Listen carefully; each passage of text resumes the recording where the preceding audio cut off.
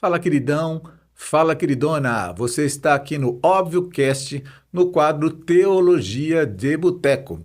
E eu posso garantir para você que esse episódio vai ser bem legal, porque a gente trouxe o Neto Paim, que é um cara que você já conhece, ele já falou aqui com a gente sobre inteligência artificial, que é a área de conhecimento dele, e a gente trouxe também a Rebeca Curca, que também você conhece, uma psicóloga clínica que trabalha com a prática do TCC e ela está cada vez mais especializando-se na área de psicologia parental. Então a gente vai conectar as tecnologias, a inteligência artificial e tudo o que está acontecendo sobre a cabeça dos pais e das crianças e como é que a gente se posiciona em relação a tudo isso. Eu já peço a você que você se inscreva aqui no canal, ative o sininho, acompanhe e depois faça comentários, até se você gostou desse episódio ou não, tá bom? Mas eu acho que você vai gostar muito. Eu gostei bastante. Valeu e a gente se vê.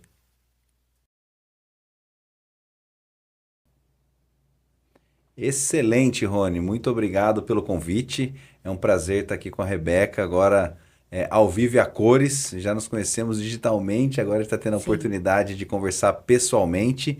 Voltando aqui no ObvioCast, que é uma casa de, vou chamar de entretenimento, né? Nosso boteco para discussão de assuntos aleatórios, mas Uhum. né, com o centro centralizado em Cristo. Então, isso é muito importante. E muito bem, hoje nós vamos para um episódio falando sobre ansiedade 5G, fé, mente e máquinas.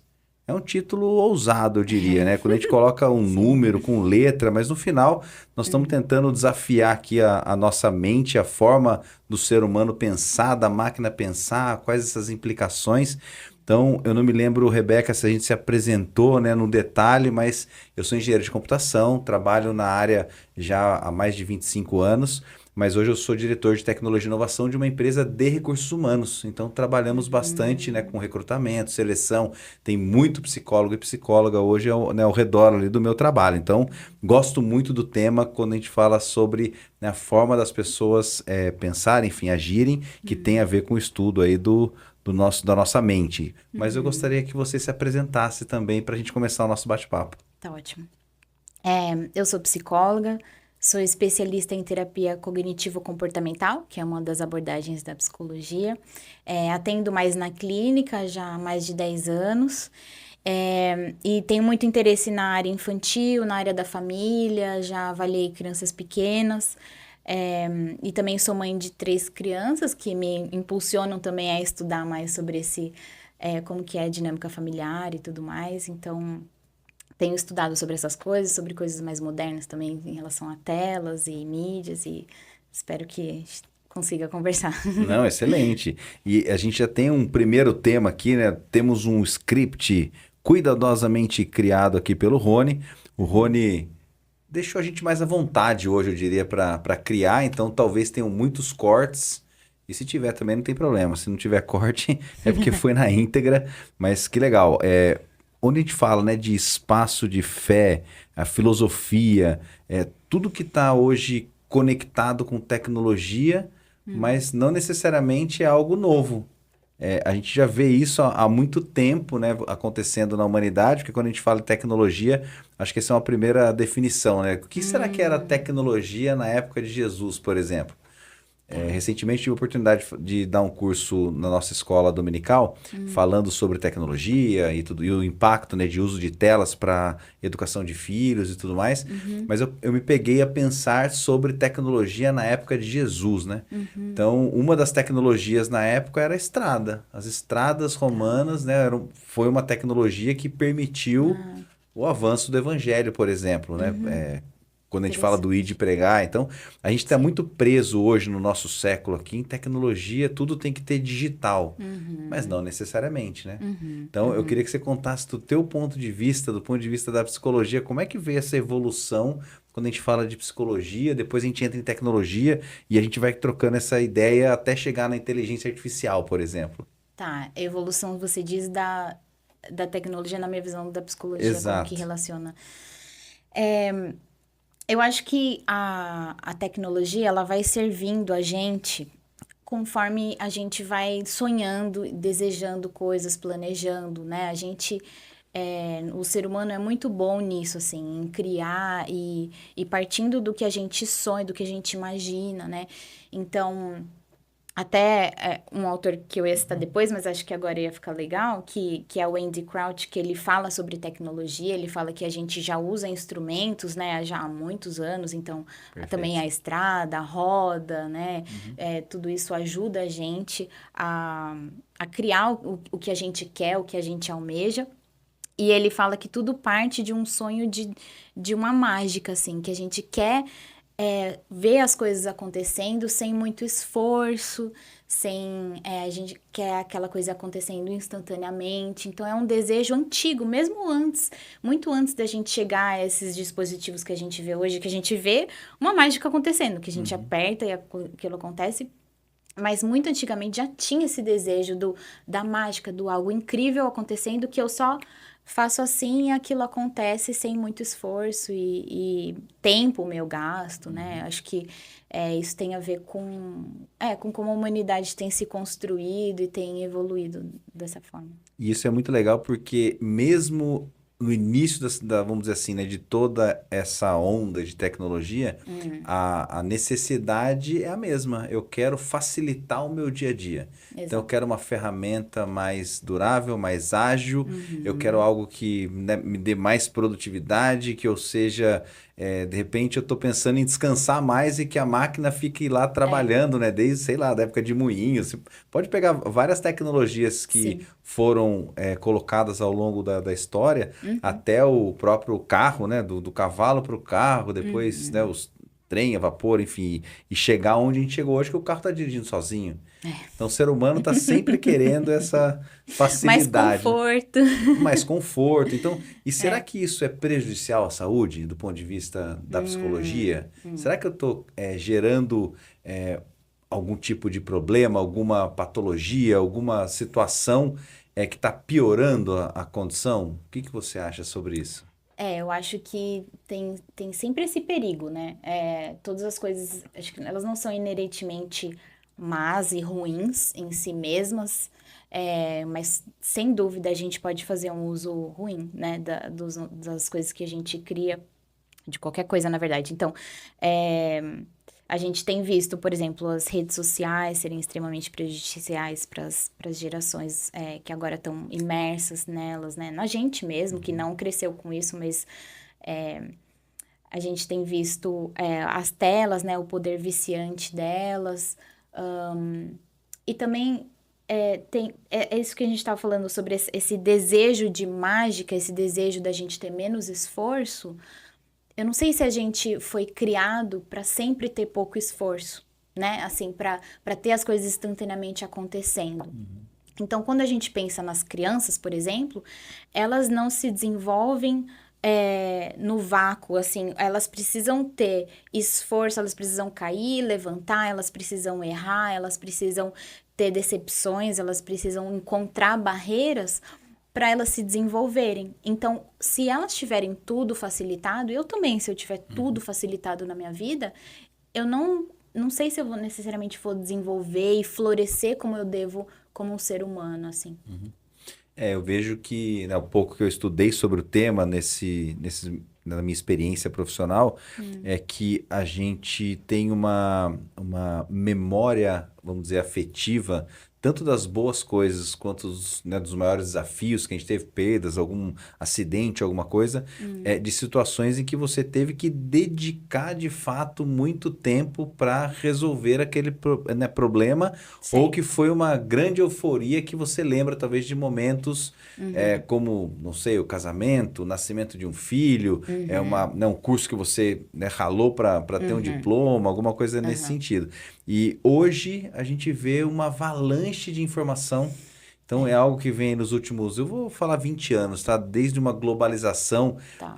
me lembro quando eu era mais jovem, não vou falar a minha idade, mas eu era mais jovem, em que, poxa, para ter determinado tipo de artigo, meus pais viajavam para outra cidade, para um supermercado maior e que tinha, né, Certo. determinado tipo de produto importado. Não era um negócio é tão natural quanto é hoje.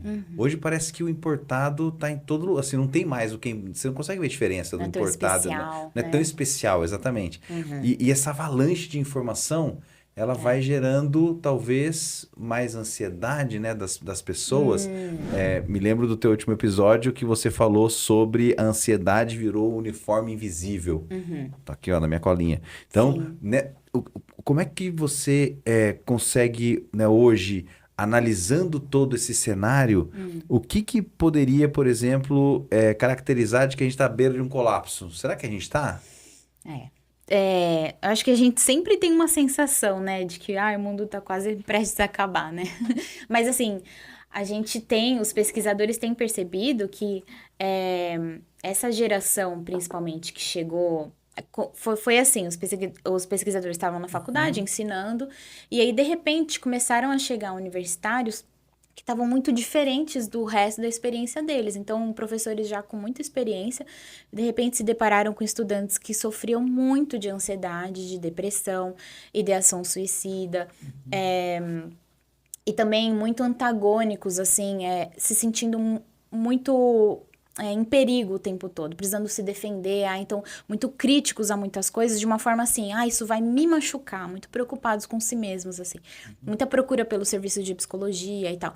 E aí eles começaram a perceber, peraí, tem algo diferente nessa geração, a forma como eles estão sofrendo, que tá diferente de antes. Então começou essa pesquisa, eles perceberam que até foi quando eles dividiram a geração Z dos milênios, e que eles perceberam que estava havendo um aumento muito, muito significativo dos índices de ansiedade, depressão, e foi uma coisa muito preocupante, assim. Aí, conforme eles foram estudando, eles foram percebendo assim, peraí, o que aconteceu? E isso não foi só nos Estados Unidos, por exemplo, onde tem bastante pesquisa, mas na Europa, na Austrália, espalhado pelo mundo, eles foram percebendo esse aumento.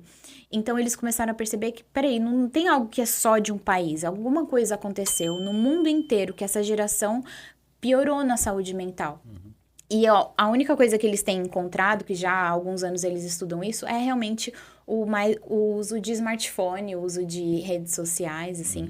Então, essa geração lidando com as dificuldades que sempre tiveram, né, de começo de vida adulta, mas com essa bagagem de muita rede social, muito celular, tem resultado nessa saúde mental bem fragilizada, assim. Isso é interessante porque, né, você comentou sobre as gerações, e agora a gente começa com uma geração que nasce, né, a partir agora do ano 2020, 2021 aí, dentro da inteligência artificial. O quanto que isso talvez vá piorar esse quadro, esse cenário. Você já leu algum estudo, tem alguma tendência falando um pouco sobre isso já? Tenho curiosidade de saber também o que você já ouviu falar sobre isso. O que eu tenho ouvido é que eles já estão vendo os adolescentes hoje com a inteligência artificial. Eu tenho visto sobre dificuldade nos estudos. Então, porque é muito fácil você ter a inteligência artificial ali resolvendo o seu trabalho, fazendo o trabalho por você. E aí eles têm feito estudos, né, sobre como a memória do estudante que estudou com inteligência artificial, ele entregou com muito mais eficiência o trabalho e tudo mais, mas a memória dele do que ele aprendeu, ela é muito curta, ele não vai reter aquele conhecimento. E eu tenho visto também agora que a inteligência artificial está mais, digamos, sedutora, mais afetiva, os adolescentes estão começando a fazer amizade com essas inteligências e estão desenvolvendo uma certa dependência emocional em alguns casos, assim. E isso é muito sério, E até eu vi também, não sei se você confirma isso, de que até muitas vezes uma conversa inocente das crianças e dos adolescentes, tipo, e aí, quero saber tal. A própria inteligência artificial iniciando uma conversa mais pessoal do que até a criança queria, ou a criança foi gentil com a inteligência artificial, mas na verdade a inteligência começa a dar uma romantizada, assim, mas você é tão especial e tal. Sem dúvida, isso. O algoritmo ele foi feito para tratar bem o ser humano, vamos dizer assim. Então, nos últimos anos, nós percebemos que a cada 2, 3 meses tem muita alteração na forma como a inteligência artificial ela responde, né, às questões, perguntas que são feitas ou direcionadas a ela. Tá. Hoje ela já está um pouco mais profissional por um lado, mas ela ainda tem uma tendência de resposta emocional que pode gerar esse vínculo para quem não está maduro o suficiente para entender, opa, peraí, você é só um robô, calma. E tem filme falando sobre isso, tem vários estudos representados aí, né, com base em casos reais. Sim. E o último artigo, eu até trouxe um exemplo aqui, o MIT acabou de lançar agora, junho de 2025, um artigo falando sobre o impacto na nossa mente do uso da inteligência artificial generativa.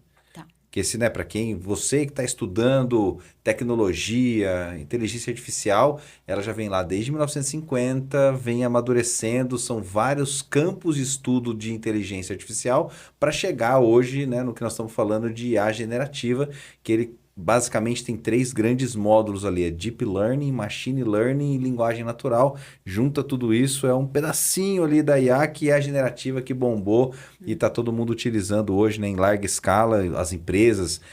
Tem muito, vamos dizer assim, benefício, né, mas aquele... né, com vários asteriscos ali embaixo, falando, olha, cuidado, use com moderação, não dependa da IA, esse tipo de situação.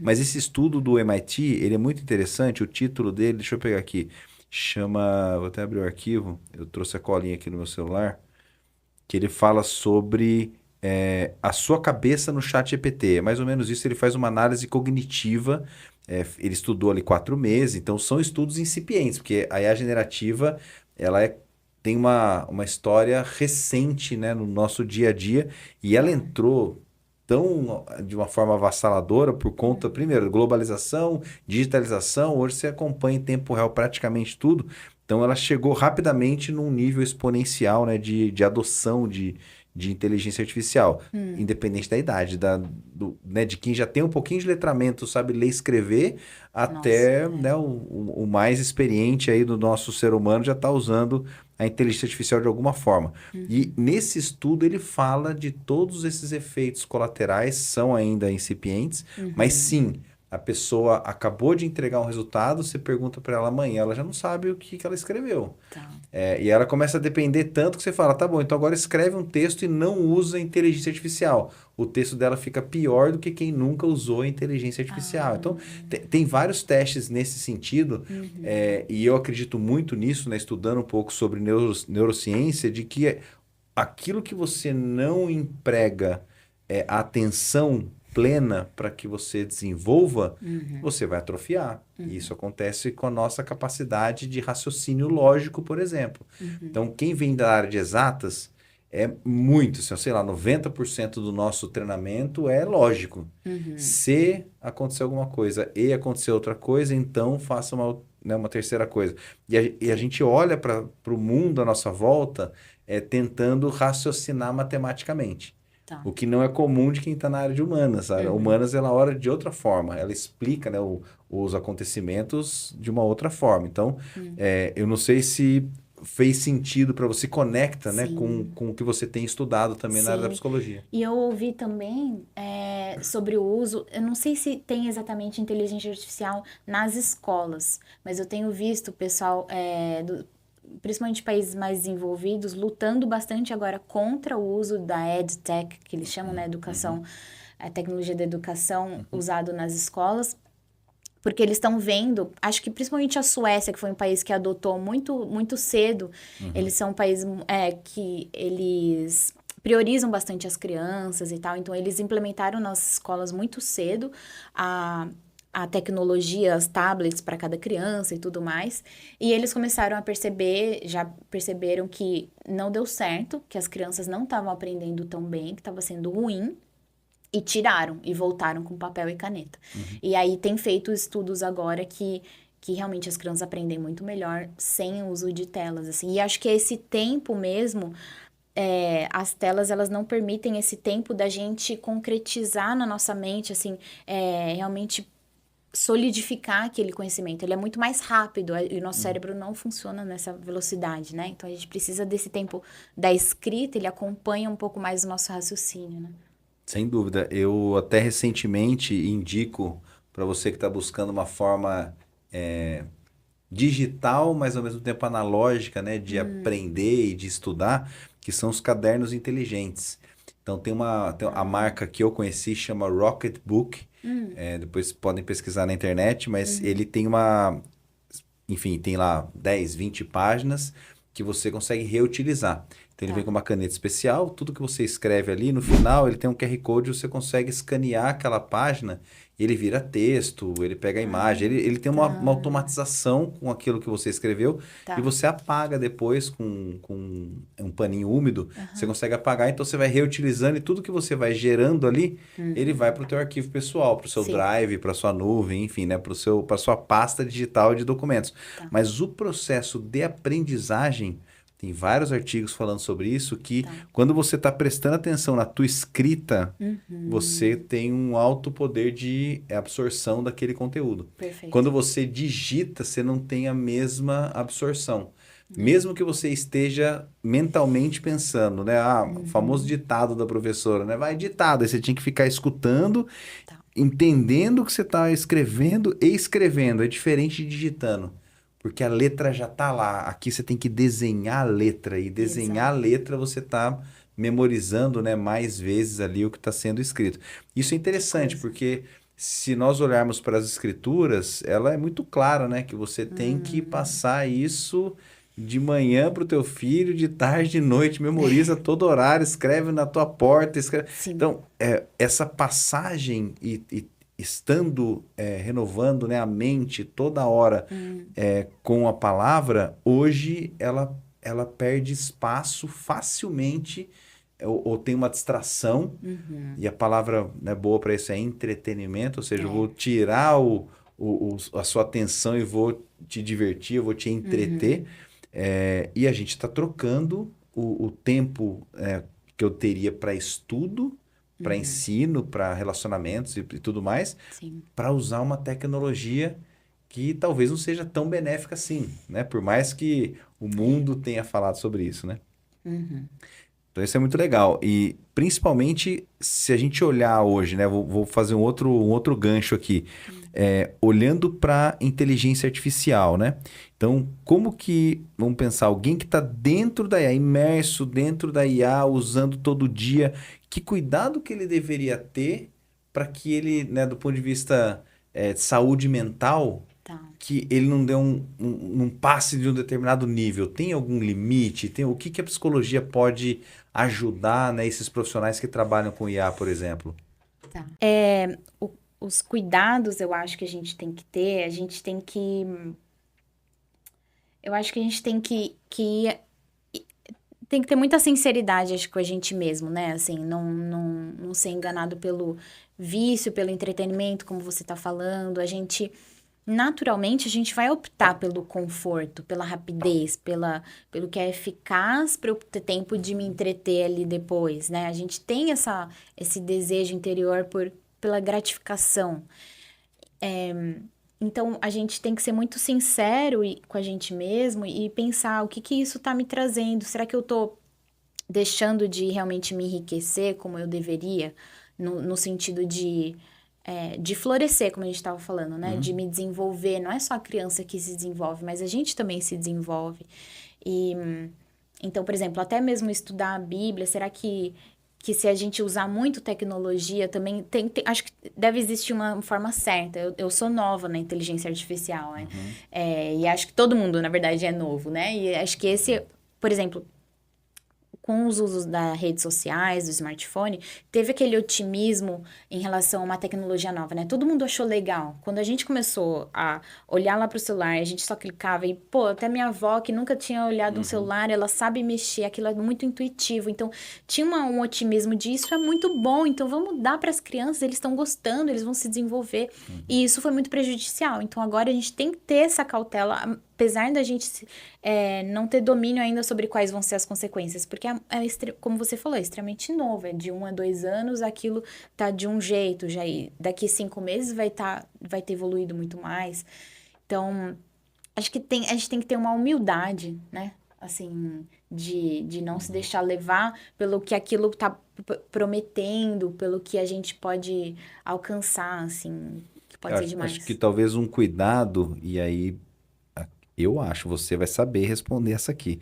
É a questão da liberação de dopamina, porque a gente está sendo bombardeado, né, de tanta informação ao mesmo tempo, e é tudo muito legal, e aí dura 10 segundos e 15 segundos, né? São os vídeos rápidos, e isso está entretendo, principalmente quem, entre aspas, tem aí um pouquinho mais de tempo livre, ele está desperdiçando o tempo dele, liberando essa dopamina, né, no organismo. Então, será que não dá pra gente se policiar no sentido de entender que tá muito, né? Tá excessivo? Sim, com certeza. Eu acho que a gente realmente fica viciado, né? E a gente tem visto sintomas de abstinência nas pessoas que estão muito viciadas. E a gente vê adolescentes viciados em redes sociais, né? Principalmente o TikTok, com os vídeos muito curtos que foram feitos exatamente para reter o usuário, né? Tem um algoritmo que foi criado para isso, para entreter, para reter, para manter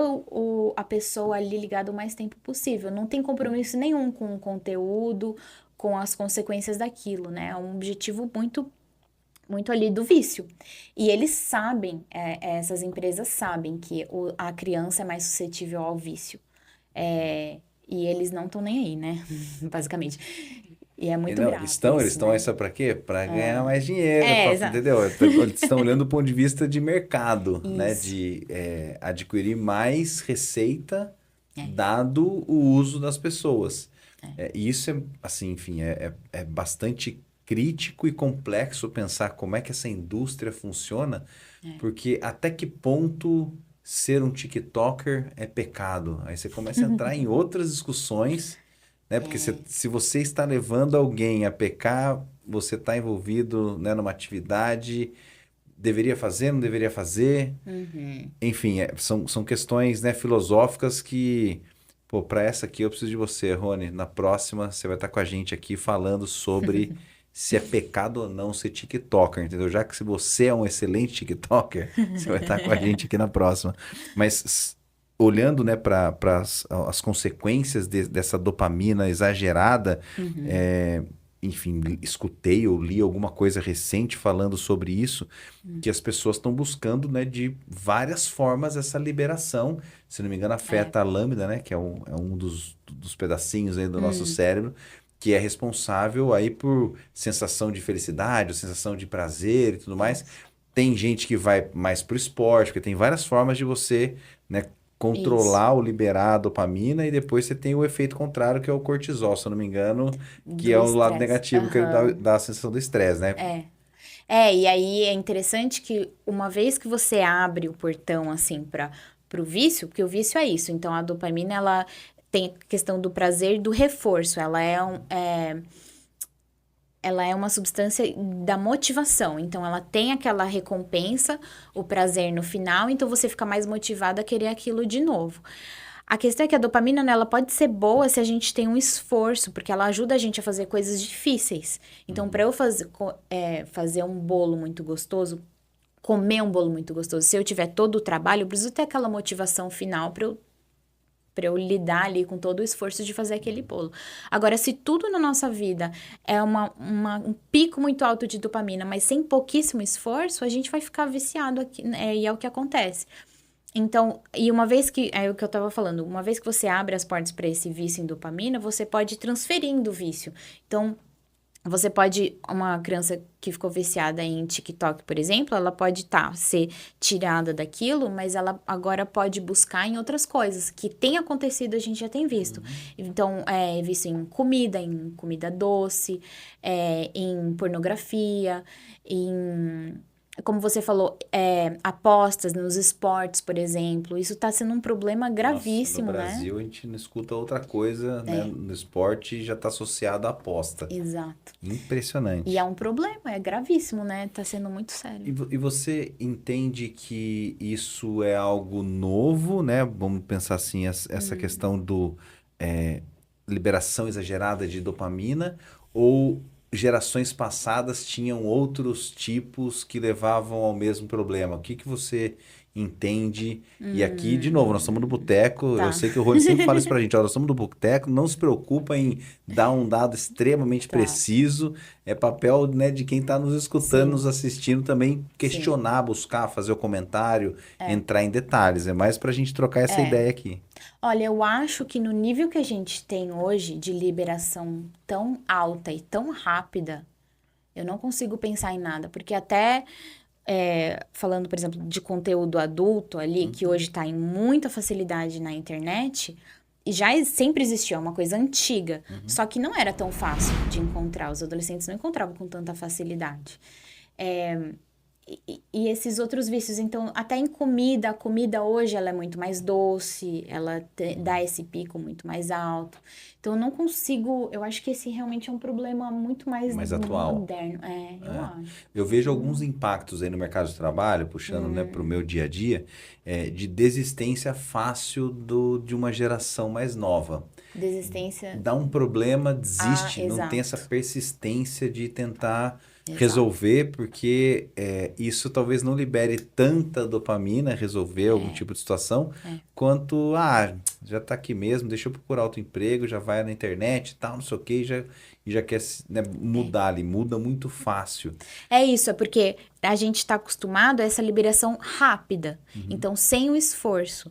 E aí até é um problema que as famílias estão lidando hoje em dia, porque os pais estão nessa luta, que foi um pouquinho que a gente conversou no episódio passado sobre os desafios dos pais atualmente, que os pais querem poupar as crianças do sofrimento. Então, a gente praticamente não está ensinando as crianças a terem essa resiliência, a falar, meu emprego tá chato, não tô gostando do meu chefe, mas eu vou continuar. Não, hoje tá muito fácil desistir, porque não teve nos primeiros anos ali essa questão de o sofrimento que seja suportável, que não seja, né, uma violência, uma coisa assim, ele não necessariamente é algo ruim. Eu posso suportar um pouco de desconforto, que isso pode ser bom. Isso vai me tornar uma pessoa que consegue passar por problemas, por dificuldades para conseguir coisas que eu quero. E essa é uma das certezas que a gente tem na nossa vida terrena, é de que nós vamos passar por dificuldades e sofrimento. Então, não deveríamos ter dúvida disso e talvez deveríamos ser mais conscientes em relação ao ensino para os nossos filhos. Então, eu também, né, tenho 2 filhos, meus filhos já são adultos, mas tenho essa consciência de que, não, poxa, tem que passar por essa dificuldade também. Não adianta só a facilidade, porque senão eu talvez não vou criar...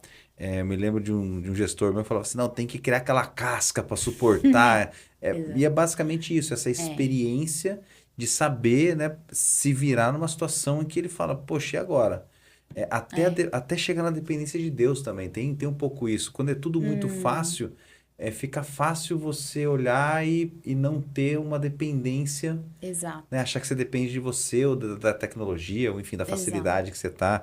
E são problemas modernos que nós estamos lidando e como cristãos, né, entendo que devemos combater isso de dentro para fora. Então é de casa, é da igreja para fora, né? Tem muito, eu vejo muito cristão querendo combater direto fora, mas dentro de casa a coisa não tá redonda. Então, acho que esse é o meu desafio de conversar com algumas pessoas, né, sobre isso. E vamos olhar agora de um prisma sobre Deus versus algoritmo.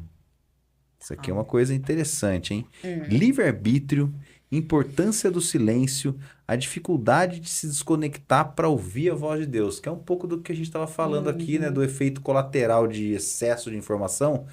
Como é que a gente talvez possa entender a hora de falar, opa, eu preciso parar. Como é que eu crio esse hábito? Enfim, como é que você vê essa situação? Eu acho que eu achei muito interessante que você falou sobre quanto mais facilidade a gente fica, se sente menos dependente de Deus, né? Porque, na verdade, isso é uma falácia, a gente é dependente de Sem Deus, nós dúvida. fomos criados A para gente ser. acaba esquecendo, né? Enfim. Não, mas é perfeito isso que você falou, porque a gente aquilo que eu falei no início, sobre a gente ter esse sonho da mágica, de ter algo fácil que resolva os nossos problemas instantaneamente, sem o meu esforço. Isso é o quê? Isso é brincar de Deus, né? Então, se eu sou Deus, eu não preciso de Deus. Então, a gente tem que ter esse cuidado, porque nós não fomos feitos para vivermos independente de Deus. A gente foi feito criatura, limitado, e a gente tem que enxergar esses limites como bons, assim, né? Então, a gente precisa dormir, a gente precisa ter tempos a sós, a gente precisa ter tempo sem tecnologia. Então, tem muita gente hoje defendendo, por exemplo, que a gente pega o domingo, ou algum período da nossa semana, que a gente desliga os dispositivos e tem um tempo mais de ali estar presente com as pessoas, abrir tempo do tédio. Então, com as crianças, principalmente, se elas têm muito entretenimento, elas não criam brincadeiras, elas ficam só se entretendo. E aí, elas não têm aquelas coisas que a gente tinha de inventar. Com um pouquinho de brinquedo que tinha, dava para inventar um monte de coisa. Não, hoje as crianças precisam de muita coisa, muito entretenimento e reclamam muito rápido. Eu não sei o que fazer, mãe, me ajuda, tá? O que eu vou fazer? E os pais se sentem muito assim, eu tenho que entreter essa criança, né? eu preciso, Então, a gente precisa aguentar um pouco esse tédio, essa reclamação das crianças e deixar, não, tá tudo bem, vai lá, brinca, você consegue. E ter uma confiança e uma tolerância também à frustração deles.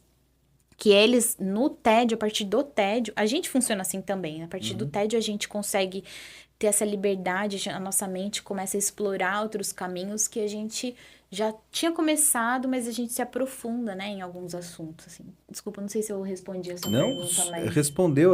Na verdade, eu estava imaginando aqui situações em que eu me senti entediado, assim. Qual foi a última vez, né, que eu senti tédio e o que eu fiz ali em relação ao tédio? Porque eu gosto muito do tema criatividade, inovação, que é um pouco do que eu trabalho. Tá. E uma das perguntas retóricas que a gente faz é: quando foi a última vez que você fez algo pela primeira vez?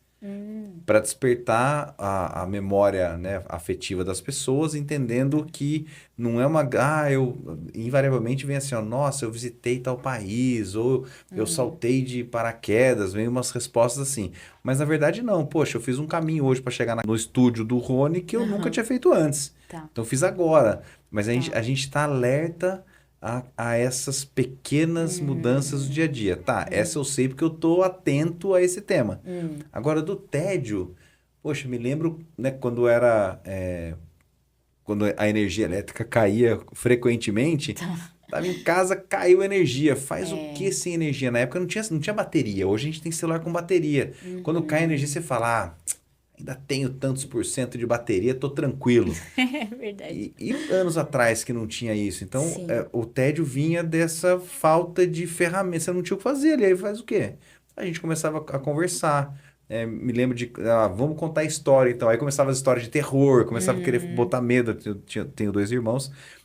Mas eu não sei hoje, se eu perguntar para os meus filhos, que são, né, jovens adultos aqui, qual foi a última vez que eles tiveram tédio. Será que foi viajar com os pais? Uma viagem mais longa? Porque daí tá no carro e daí tá sem celular, sei lá, alguma coisa assim. Talvez a gente tenha que provocar algumas situações hoje para evitar, né, que futuramente a gente tenha uma saúde mental piorada por conta da falta desses elementos que... Não sei, não é ruim o tédio, né? Não. É sempre o excesso no final do dia, mas Sim. a gente estava falando agora há pouco da ansiedade. Será que esse fator da dopamina, o quanto que isso no final do dia causa a própria depressão, né? O excesso Sim. Tem sempre uma correlação, né? Sim. Desses temas, né? Quando abaixa, né, a gente sente aquele vazio, com certeza. Eu vejo muito isso. E né, olhando hoje para a questão do livre-arbítrio, talvez antes você tinha uma condição mais, eu vou chamar de linear aqui, sequencial, para você se entreter, é o que você diz da dificuldade, né? Eu tinha que ir atrás de um livro, eu tinha que, né, enfim, pegar alguém que toca um instrumento para a gente, né, tocar e ter a música, etc. À medida que a informação começa a ser altamente acessível, ela tira esse desafio de, né, buscar as coisas e as coisas chegam até você sem você querer. E chega, só que a gente não consegue absorver. Então, olhando para isso, o quanto que o livre-arbítrio hoje, será que a gente está tendo livre-arbítrio? Ou será que o algoritmo está levando a gente a escolher sempre as mesmas coisas? Acho que tem um lado em que a gente, até a questão das bolhas, né, de pensamento, assim, então a gente é meio protegido e aí cria essas guerras entre um lado e o outro de pensamento em que as pessoas não sabem lidar com a diferença, né? Então, porque a gente está muito acostumado a ouvir o que é nosso e pessoas que concordam com a gente, quando a gente lida com uma opinião adversa, nossa, essa pessoa quase não é humana, né? Porque a gente não está acostumado. E a gente tem que resgatar um pouco a não ser dominado por esse algoritmo, com certeza. Acho que é um desafio. Uma das práticas que eu recomendo, e aí olhando o exemplo de Jesus, ele sempre se retirava para orar sozinho. E isso é algo que esse momento de silêncio é impressionante, aí na minha experiência pessoal de conseguir prestar atenção, momentos em que tá mais calmo, ou né, super de manhãzinha, ou bem no final da noite, aí depende do organismo das pessoas, né? Mas Sim. faz diferença, não faz? Faz. A gente precisa ter menos estímulo para a gente conseguir. E muito interessante como Deus, ele quer se relacionar com a gente, mas ele não quer se impor dessa forma como a tecnologia faz. Né? A tecnologia nesse sentido dos algoritmos e tal, eles querem pescar a gente sem a gente perceber, no nosso pior momento, assim, né? E aí, não é uma coisa... É uma coisa um pouco maligna, assim, né? Não é uma coisa declarada de eu quero ganhar 3 horas suas do seu dia. Não, é uma coisa um pouco escondida e de repente ele pega você quando você tá mais, assim, cansado, você quer evitar outras coisas e tal, e você se rende até a conteúdos que você não queria ver. E Deus não quer isso, ele quer um relacionamento verdadeiro, ele não vai gritar, assim, ele não vai nos atrair de uma forma enganosa.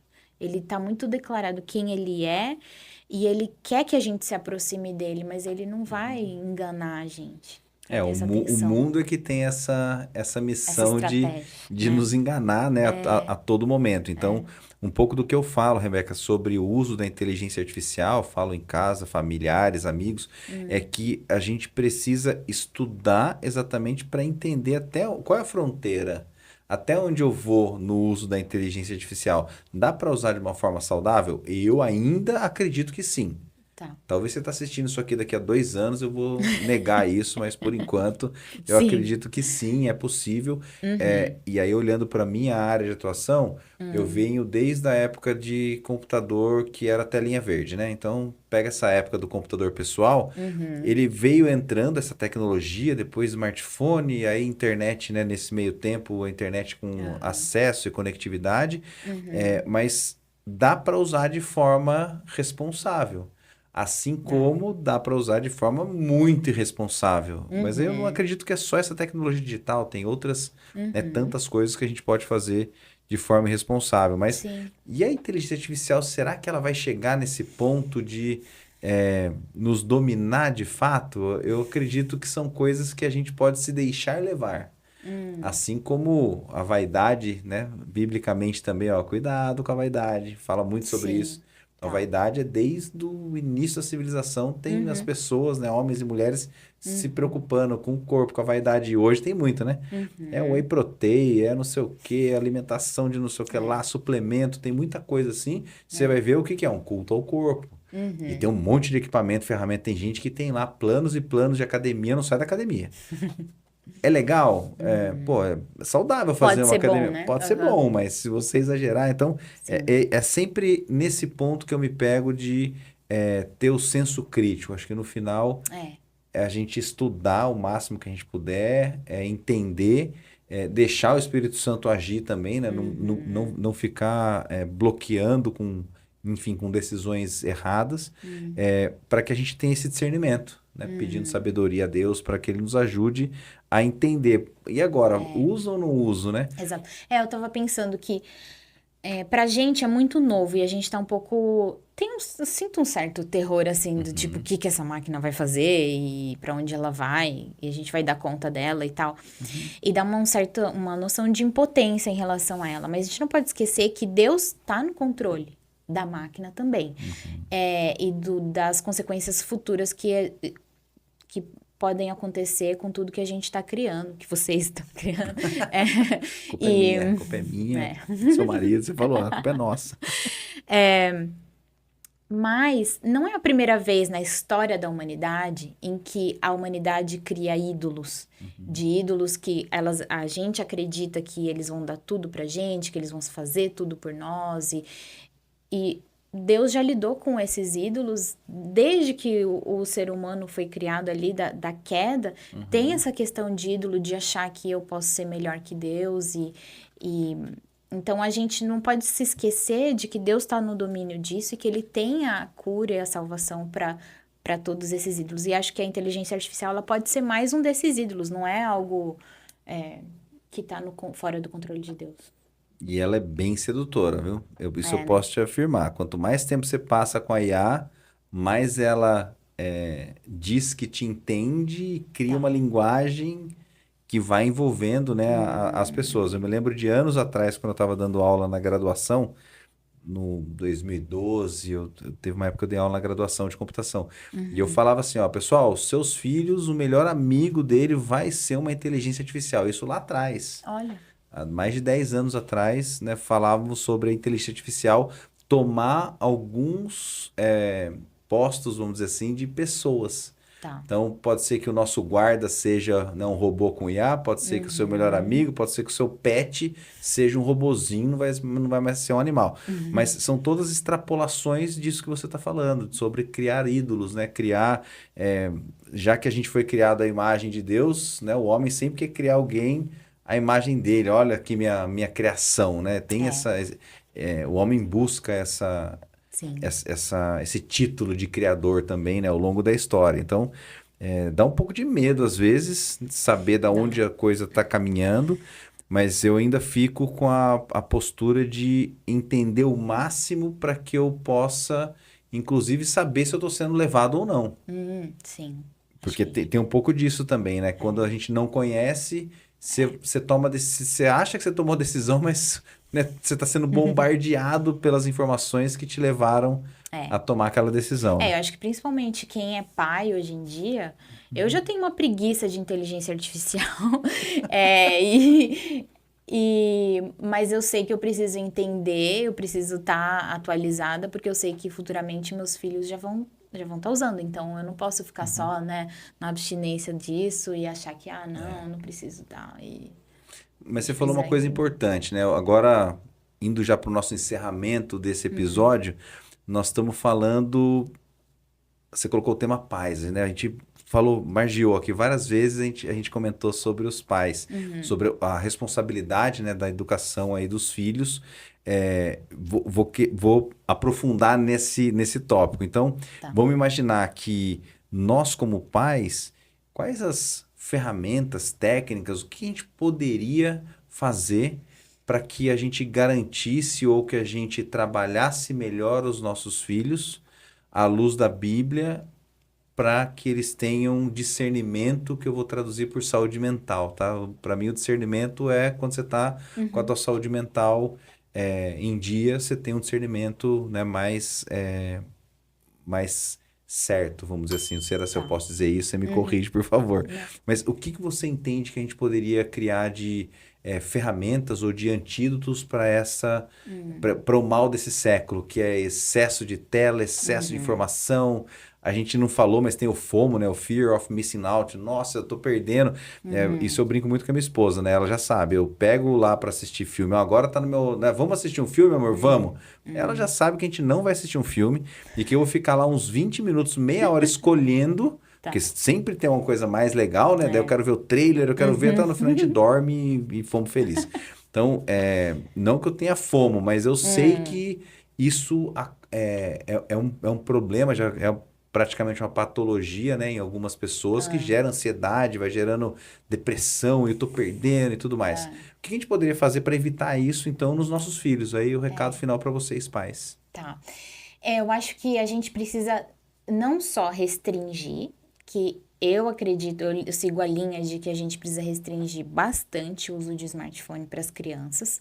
Então, elas estão viciadas em TikTok, YouTube. Só uma história rapidinha. Quando eu fazia avaliação no ambulatório lá da Unicamp com crianças pequenas, então crianças até 4 anos, eu vi crianças de 2 anos que não sabiam falar, que a gente estava na dúvida entre vários diagnósticos ali, será que era autismo, será que era algum outro tipo de atraso no desenvolvimento? Mas essas crianças estavam viciadas no celular. Cada criança, eu lembro muito bem, de gêmeos, menos de 2 anos, cada um tinha seu próprio celular. Eles já sabiam baixar aplicativo, já sabiam jogar joguinhos, já sabiam assistir YouTube, passar para o próximo vídeo, porque o YouTube também pode ter essa ferramenta de o próximo, e é a mesma coisa da dopamina. Fica infinito, né? Então, eu acho que a gente precisa restringir bastante o smartphone. Tem aquele combinado que vários estudiosos têm feito agora, de que a gente só dá aos 14 anos e só permite rede social a partir dos 16, que é permitir que esses adolescentes passem pela puberdade sem acesso à rede social, que eles não são desenvolvidos o suficiente para lidarem com os desafios. E você estava falando sobre esse FOMO, assim, você tá imerso em uma rede social, literalmente, de coisas que você não dá conta, você tá na presença de 100, 200 pessoas ali dentro daquele aplicativo que você não sabe lidar na vida real. Então, restrição bastante, mas também de promoção de uma infância e de uma adolescência saudável, que é isso de dar independência, promover autonomia, promover independência, promover relacionamentos que a gente chama de... Então, o que é rede social? São relacionamentos não corporificados, assíncronos, né? Então, e isso a gente não sabe lidar, a gente não foi feito para lidar com isso. Então, a gente promover para as crianças relacionamentos que são com pares, com crianças de várias idades, que sejam síncronos. Então, se eu faço uma coisa e você não gostou, você já me dá um feedback na hora que não foi legal, eu já mudo o meu comportamento, a gente já vai aprendendo, a gente vai discutindo, brincando, e a gente vai se desenvolvendo junto. Que isso não acontece na rede social. Então, acho que os pais têm esse desafio, mas junto com isso, vem o desafio de não ter medo de se impor e de colocar limites e de correr alguns riscos, porque uma das coisas que levou os pais a promoverem tanto, a liberarem tanto os celulares para as crianças, é porque, eles estão protegidos em casa, ele não vai quebrar nenhum osso. E, de fato, as crianças estão quebrando muito menos ossos, mas elas também não estão tendo ansiedade, depressão, estão se cortando. Então, assim, a gente precisa voltar um pouco a essa infância mais real, que promove mais florescimento das crianças. Excelente. Isso me faz lembrar também de algumas sugestões aí para os pais, que é o momento do silêncio, é o momento da leitura e a leitura de livro. Mas está aqui no tablet.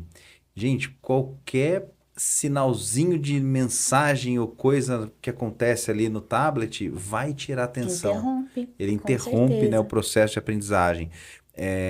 Dormir no escuro, tem algumas coisinhas que foram feitas para o nosso organismo, né, responder corretamente à criação. E o nosso ser humaninho foi feito para dormir no escuro. E a gente quer deixar um monte de luz acesa e pisca e LED e tudo mais. Então, são algumas características. O final de semana sem celular, a desintoxicação, né, de tecnologia. Eu acredito que é o que você disse, os pais vão precisar cada vez mais de coragem, e nós cristãos também, para que a gente possa seguir a Escritura sem nenhum tipo de receio, porque a gente vai ser hostilizado. A gente já sabe disso. E é isso que a gente ainda está num país livre, que a gente pode estar aqui gravando, falando, né, abertamente sobre a nossa fé, sem, vamos dizer assim, maiores perseguições ou complicações.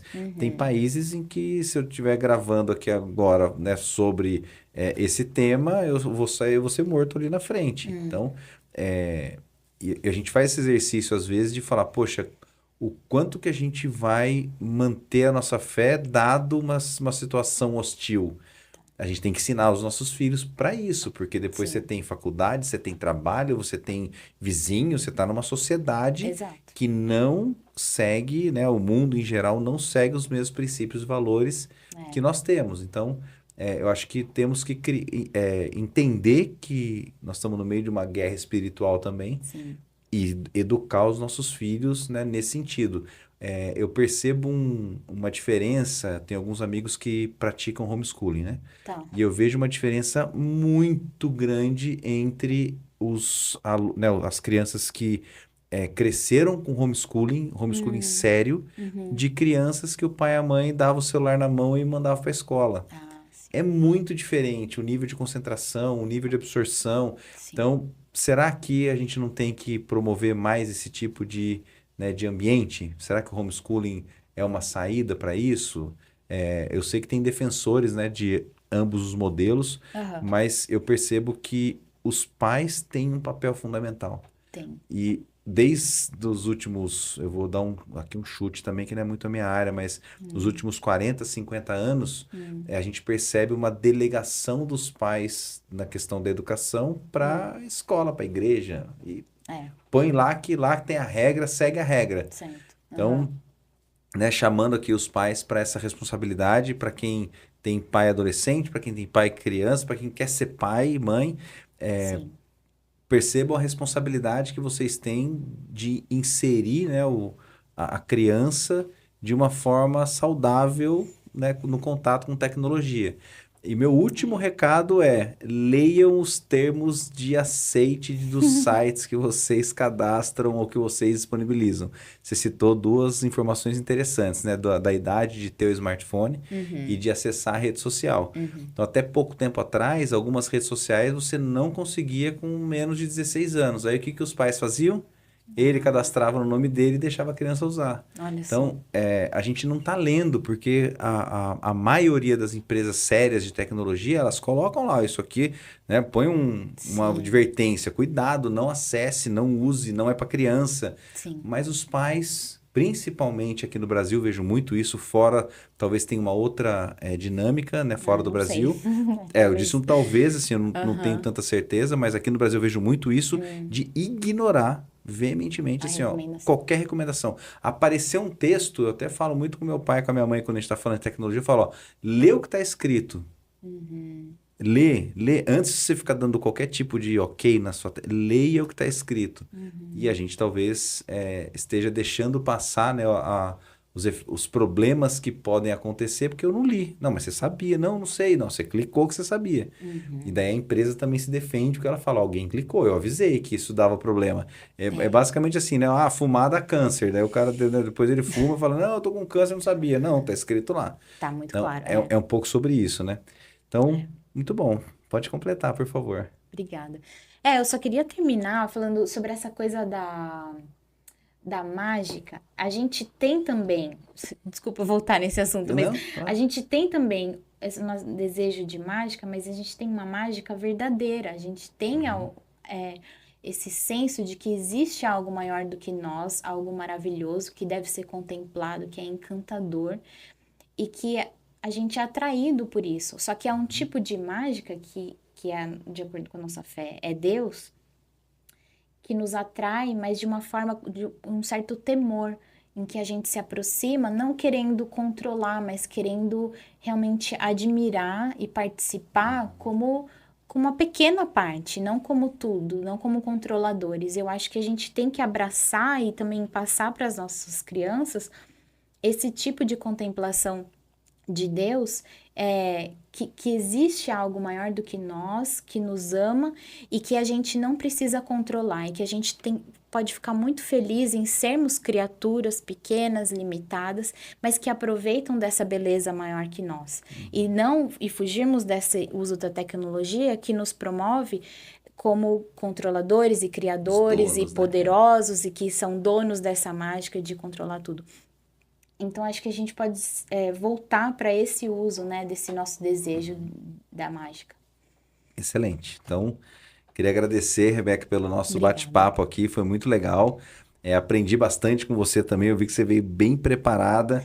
Queria convidar todos vocês que estão nos assistindo aqui, segue o canal, compartilha, façam perguntas, sugiram temas, que o Rony tem aqui uma equipe preparada, né, para selecionar pessoas que podem compartilhar com vocês aí conteúdo relevante, né? Apesar de ser um papo de boteco, assuntos relevantes para o nosso desenvolvimento. Então, obrigado mais uma vez, Rony, obrigado pelo convite. Foi um prazer estar com vocês aqui, Rebeca. Obrigado. Muito obrigada.